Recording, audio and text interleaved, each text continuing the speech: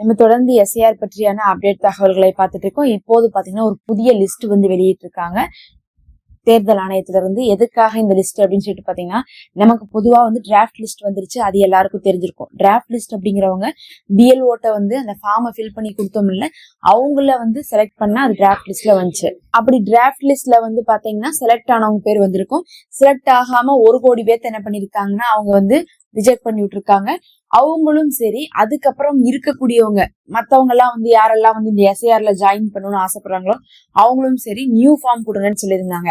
இது இல்லாம இந்த டிராஃப்ட் லிஸ்ட்ல பேர் வந்துருந்துச்சு பாருங்க, அவங்கள நிறைய பேர் சேஞ்சஸ் பண்ணணும்னு கேட்டாங்க. சேஞ்சஸ்னா என்னன்னா அட்ரஸ் மாத்தணும், நேம் மாத்தணும், ஸ்பெல்லிங் மாத்தணும், அந்த மாதிரி எல்லாம் சொல்லியிருந்தாங்க. போன் நம்பர் மாத்தணும். அவங்களுக்கும் என்ன பண்ணியிருந்தாங்கன்னா சேஞ்சஸ் பண்றதுக்கு ஃபார்ம் 8 கொடுத்து பண்ணிக்கோங்கன்னாங்க. இப்ப இந்த ஃபார்ம் 6 ஃபார்ம் 8 அப்படிங்கிறது புதுசா சேர்றவங்களுக்கு ஃபார்ம் 6, சேஞ்சஸ் பண்றவங்களுக்கு ஃபார்ம் 8. அந்த ஃபார்ம் 8 வந்து டிராஃப்ட் லிஸ்ட்ல பேர் வந்தவங்க மட்டும் கொடுக்கலாம்னு சொல்லிட்டு சொல்லியிருந்தாங்களா. அவங்களெல்லாம் என்ன பண்ணிருக்காங்க, இப்ப லிஸ்ட்ல வந்து போட்டிருக்காங்க. இப்ப உங்களுக்கு சேஞ்சஸ் பண்ணிருந்தீங்கன்னா நீங்க வந்து சேஞ்சஸ் அப்டேட் ஆயிருச்சா, அவங்களுக்கு வந்து ஏத்துக்கிட்டாங்களா அப்படிங்கறதை பாக்குறதுக்கான ஒரு லிஸ்ட் வந்துருச்சு. இப்ப இந்த லிஸ்ட் நீங்க பார்த்தாவே ஃபார்ம் 6, ஃபார்ம் 7, ஃபார்ம் 8 இவங்க எல்லாம் யாரெல்லாம் கொடுத்திருக்காங்களோ அவங்களோட டீடைல்ஸ் எல்லாமே வந்துடும். அப்படி லிஸ்ட்ல வந்தாதான் உங்களுக்கு வந்து என்ன ஆயிரும், உங்களுடைய அந்த ரெக்வஸ்ட் வந்து அவங்க அக்செப்ட் பண்ணிட்டாங்கன்னு அர்த்தம். இப்ப அது எப்படி பாக்கலாம் அப்படிங்கறத நான் சொல்றேன். அன்னைக்கு சொல்லியிருந்தேன் செல்போன்ல நிறைய பேத்துக்கு வரலன்னு சொன்னீங்க. செல்போன்ல வருங்க, ரொம்ப ஈஸி தான். அதுக்கு ஒரே ஒரு செட்டிங்ஸ் மட்டும் மாத்தினா போதும். இப்ப நம்ம பாக்கலாம்.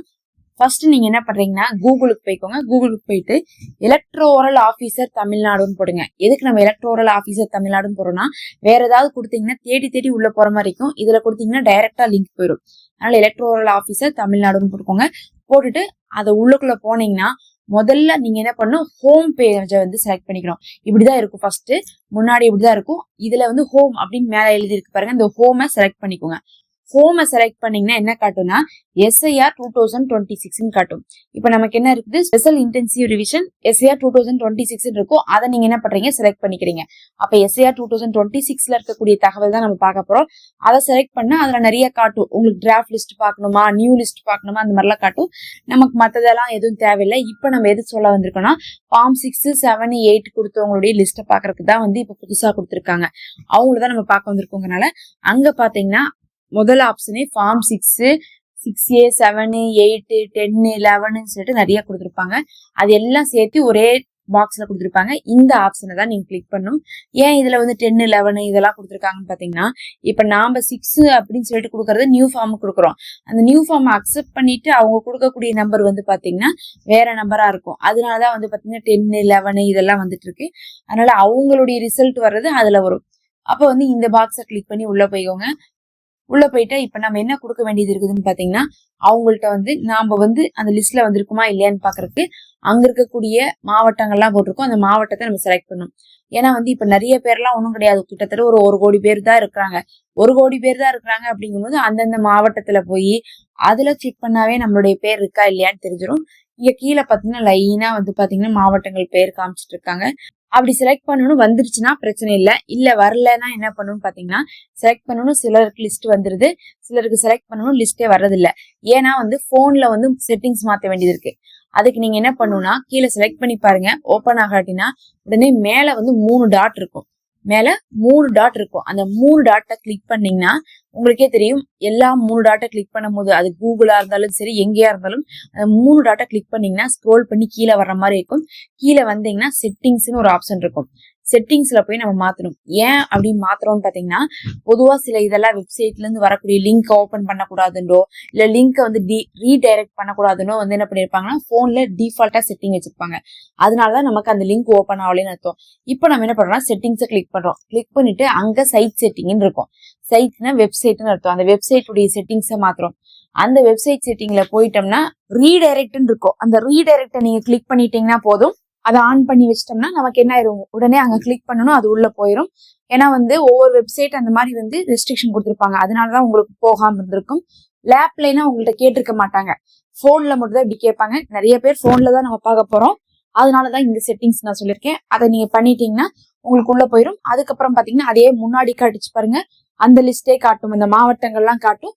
உங்க மாவட்டம் எதுவோ அந்த மாவட்டம் செலக்ட் பண்ணீங்கன்னா அதுல வந்து பாத்தீங்கன்னா இந்த ஃபார்ம்ல யாரெல்லாம் இப்ப கொடுத்துருக்காங்களோ, புதுசா கொடுத்துருக்காங்களோ, வெளிநாட்டுல இருந்து கொடுத்துருக்காங்களோ, சேஞ்சஸ் பண்ற கொடுத்துருக்காங்களோ, இல்ல வந்து டெலீட் பண்றதுக்காக கொடுத்துருக்காங்களோ, யாரா இருந்தாலும் சரி, இப்ப கொடுத்தவங்களத வந்து அக்செப்ட் பண்ணிட்டோம் அப்படிங்கறதுனால வாங்கிட்டோம், அதை நாங்க சப்மிட் பண்ணிட்டோம், ப்ரொசீட் பண்ணிட்டு இருக்கோம்னு சொல்லிட்டு தெரியறதுக்காக அவங்கள தனியா ஒரு லிஸ்ட் வந்து கிரியேட் பண்ணிருப்பாங்க. அது ஒரு கம்மியான லிஸ்ட் தான்.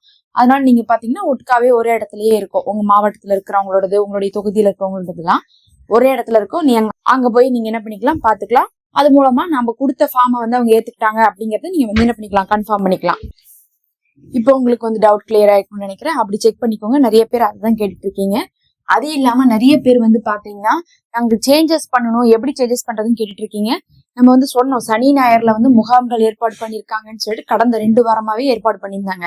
ஒருவேளை விட்டிருந்தாலும் கூட நீங்க முகாம் முடிஞ்சிட்டாலும், முகாம் இல்லாட்டினா கூட நம்ம என்ன பண்ணலாம், இந்த மாதிரி இந்த பிஎல்ஓ ஆபீசர் கிட்ட அங்க போய் வாங்கிக்கலாம். நம்ம முதல்ல வந்து நம்ம போடக்கூடிய பூத் இருக்கு பாருங்க, அந்த பூத்ல தான் வந்து என்ன பண்ணிட்டு இருக்காங்க, ஃபார்ம் கொடுத்துட்டு இருக்காங்க. நம்மளுடைய ஐடி கார்டை காமிச்சு நம்ம சொல்லணும்.